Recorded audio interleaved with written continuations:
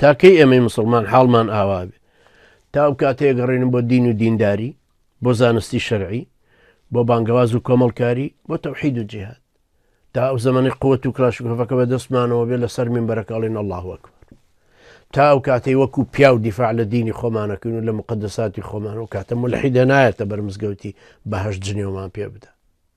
ئەو کاتە گەر بزانە خەڵکی مزگەوت گوێیە بڕن چۆن نەوێرە بێتە ئەوێ، خەگە بزانە خەڵکی مزگەوتیش چەکدارن، چوار قۆناغت فەنگەر چێشن بەناوشانیە، ئەوێرە توخنیە و گەڕەکە بکەوێتەوە. ئێ بە تەکید چەکمان پێ نەماوە، هەرە و زەلیلیە چێژین، ئێوەش هەرەی چێژن کە لە کوردستان هەتا ئەو زەمەنەی چەکتانە بێ وەکو حەماس، جا ساڵێکی ترە، دەیترە، بیستی ترە، پەنجای ترە لە وڵاتێکی میلیشیایی وەکو کوردستان کە جێگای هیچ قەداسەتی بیر و باوەڕێکی لە نابێت، نە دین، نە فەلسەفە، نە دیموکراسی، نە مافی ئینسان، نە سیاسەت، نە هیچ شتێک مقەدەسە غەیری چەک. لەبەر ئەو کەسەی کە بێ چەکە تاکو ئەی بێ وەک ژنە.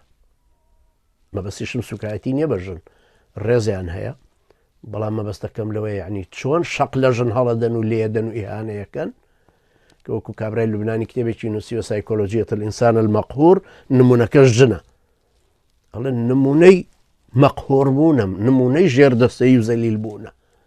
ئێ بەخوا قەسەم لە کوردستانە مسلمانەکان نمونەی ژێردەستەیی و زەلیلی و سفر بوون کە ناتوانن هیچ شێ بکەن. سەبەب چییە؟ نەمانی چەکەکەی بزوتنەوەی ئیسلامی. ئەو کاتە چاکە بنەوە، ئەو کاتە حاڵتان باشترە بێ کە ئەگەڕێنەوە بۆ دینەکە، بۆ عەقیدە، بۆ تەوحید، بۆ جیهاد، بۆ ئیعداد، بۆ چەک، بۆ کۆمەڵکاری، بۆ بەهێزبوون، بۆ هەبوونی مەنهەجێکی ڕۆشن و وازەح وەک حەماس بێ، ئەوە ناتوانن دیفاع لە خۆتان و لە مافی میلەتەکەشتان بکەن و ئیدارە و سوڵتەشە بن بەڕێوە بە مەشروعێکی مسلمانانەی چاک. پیاوی شەریف و جوامێری وەکو ئیسماعیل هەنیەشە خەنە ڕوو، دۆست و دوژمن و ئیسرائیلیش اعترافی پێکا کە پیاوێکی شەریف ڕۆیشتە دەرەوە پارەی پیا کرد و 8 جانتا پارەی هێنایەوە لە غەزە ڕێگایان نادا بێتەوە بۆ غەزە، پارەکەشی پێبوو، لەسەر پارەکان دانیشت بوو وەکو پیاوێکی شەریف هەر لەو خانوویە کە پێشترتیایە بوو، پارەکەی هێنایەوە ناوەوە. چۆن ئیسماعیل هەنیە تەشبیه هەکەن بە تاغوتانی کوردایەتی هەموو بە 8 جانتا ئەدزنەوەی بەنە دەرەوە، چۆنەمە وەکویەکە هەر زەلی لە مێنەوە کاکە گیان، هەتا ئەو زەمەنەیە گەڕێنە بۆ ئەم تەوحید و جیهاد. ئەو کاتە کەرامەتتان بۆ گەڕێتەوە ئینشاءڵڵا.